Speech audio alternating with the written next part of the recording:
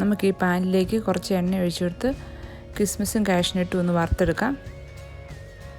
ഇത് അവസാനം ഗാർണിഷ് ചെയ്യാൻ വേണ്ടിയിട്ടാണ്. അപ്പം നമ്മൾ ഈ എണ്ണ വേസ്റ്റ് ആകത്തുമില്ല. ഈ എണ്ണയിലേക്ക് തന്നെ നമുക്ക് മീനും വറുത്തെടുക്കാൻ പറ്റും. ഇത് വറുത്ത് മാറ്റി വെക്കാം നമുക്ക്.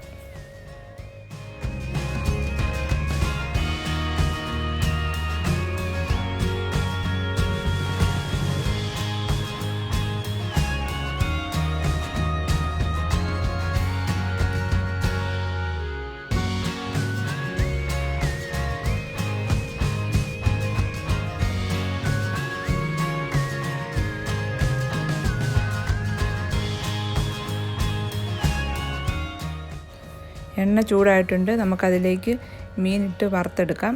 മീൻ മാരിനേറ്റ് ചെയ്ത് വെക്കുമ്പം കോൺഫ്ലവറും കൂടി മാരിനേറ്റ് ചെയ്യുകയാണെങ്കിൽ നല്ലതായിരിക്കും. ഇവിടെ ഞാൻ കോൺഫ്ലവർ ആഡ് ചെയ്തിട്ടില്ല.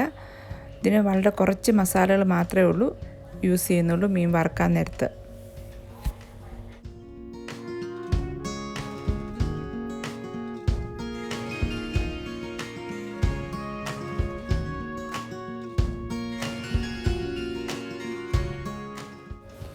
മീനെല്ലാം നന്നായിട്ട് മൊരിഞ്ഞു വന്നിട്ടുണ്ട്. നമുക്കത് ഒരു ടിഷ്യൂ പേപ്പറിലേക്ക് മാറ്റാം.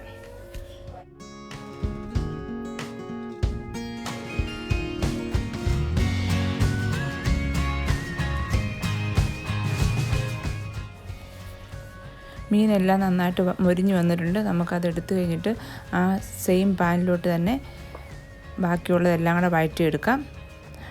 എണ്ണ കുറവാണെങ്കിൽ കുറച്ച് എണ്ണയും കൂടെ ഒഴിച്ചു കൊടുത്താൽ മതി. ഇതിലേക്ക് കറുവാപ്പട്ട, ഏലക്ക, ഗ്രാമ്പു, കുരുമുളക് ഇതെല്ലാം കൂടി ഇട്ടൊന്ന് നല്ല മണം വരുന്നിടം വരെ ഒന്ന് വഴറ്റി കൊടുക്കാം. അത് കഴിഞ്ഞ് നമുക്ക് ഉള്ളി, പച്ചമുളക്, കരിവേപ്പില ഇതെല്ലാം ഇട്ട് നന്നായിട്ട് വഴറ്റിയെടുക്കാം. ഈ സെയിം എണ്ണ തന്നെയാകുമ്പം നമ്മൾ ഉണ്ടാക്കുന്നതിന് ഇച്ചിരി ടേസ്റ്റ് ഉണ്ട്. ഇതിലേക്ക് നമുക്ക് ആദ്യം ഇഞ്ചിയും വെളുത്തുള്ളിയും ഇട്ട് കൊടുക്കാം. പിന്നെ കരിവേപ്പില, പച്ചമുളക്, സവോള അരിഞ്ഞത് ഇതെല്ലാം ഇട്ട് നന്നായിട്ട് വഴറ്റിയെടുക്കാം.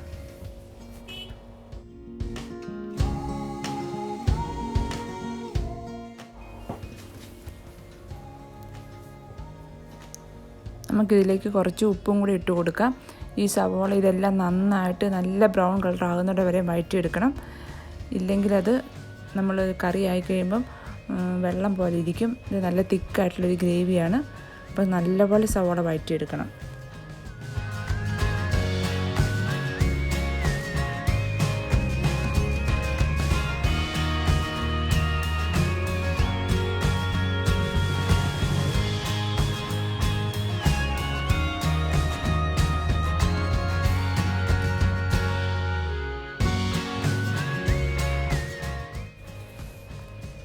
ഇപ്പോൾ ഇവിടെ ഉള്ളി നന്നായിട്ട് നല്ല ബ്രൗൺ കളറിലായിട്ടുണ്ട്.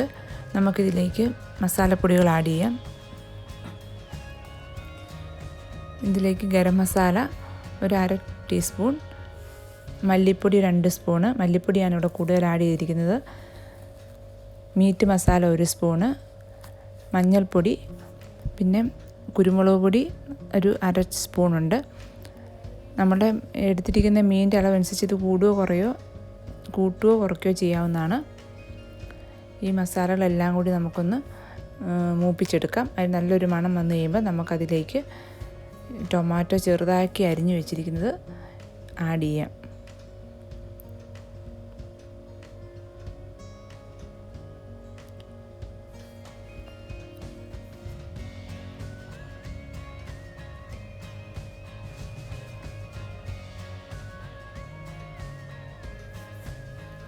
ടൊമാറ്റോ ആഡ് ചെയ്ത് കഴിഞ്ഞ് നമ്മൾ എല്ലാം ഒന്നുകൂടി ഒന്ന് മിക്സ് ചെയ്തിട്ട് നമുക്കൊന്ന് ലോ ഫ്ലെയിമിൽ വെച്ചൊന്ന് ടൊമാറ്റോ നന്നായിട്ടൊന്ന് കുക്ക് ചെയ്തെടുക്കാം. അത് നല്ല പേസ്റ്റ് പോലെ ആകുമ്പോഴാണ് നമ്മൾ അതിൽ ബാക്കി ചെയ്യാൻ പോകുന്നത്.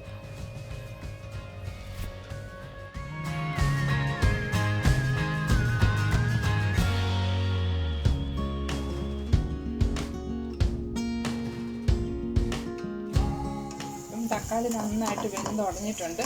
നമുക്കതിലേക്ക് തേങ്ങാപ്പാൽ ഒഴിക്കാം.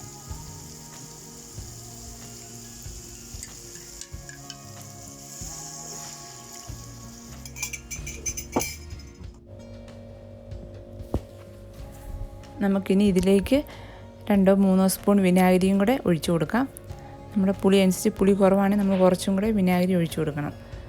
ഇതൊന്ന് തിളച്ച് കഴിയുമ്പോൾ നമുക്കതിലേക്ക് മീൻ ഇട്ട് കൊടുക്കാം. വറുത്ത് വെച്ചിരിക്കുന്ന മീൻ ഇട്ട് കൊടുക്കാം.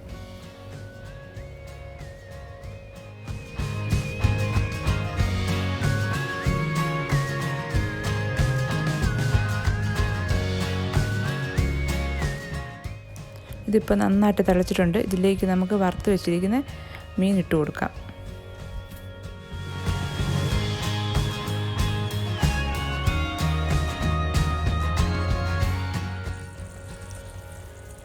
നമുക്ക് വെള്ളം കുറവാണെന്ന് തോന്നുവാണെങ്കിൽ അതിലേക്ക് കുറച്ച് ചൂടുവെള്ളം കൂടി ആഡ് ചെയ്യാം. ഇത് ഇരുന്ന് കഴിയുമ്പോൾ കുറച്ച് കഴിയുമ്പോൾ അത് നന്നായിട്ടങ്ങ് കുറുകിപ്പോവും. അപ്പം കുറച്ച് വെള്ളം കൂടി നമുക്ക് വേണമെങ്കിൽ ചേർക്കാം ഇതിനകത്ത്.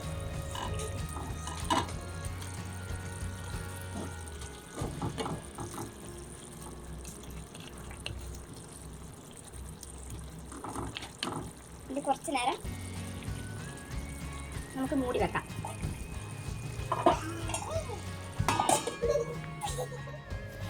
ഇതിലേക്ക് നമുക്ക് തേങ്ങാപ്പാലും കൂടെ ഇച്ചിരി തിക്കായിട്ടുള്ള തേങ്ങാപ്പാലും കൂടെ ഒഴിച്ചു കൊടുക്കാം. എന്നിട്ട് പെട്ടെന്ന് തന്നെ തീ ഓഫ് ചെയ്യാം. അതിനുശേഷം നമ്മൾ വറുത്ത് വെച്ചിരിക്കുന്ന കിസ്മിസും കാഷ്നട്ടും കൂടെ ഇതിൻ്റെ മുകളിലേക്ക് ഇട്ട് കൊടുക്കാം.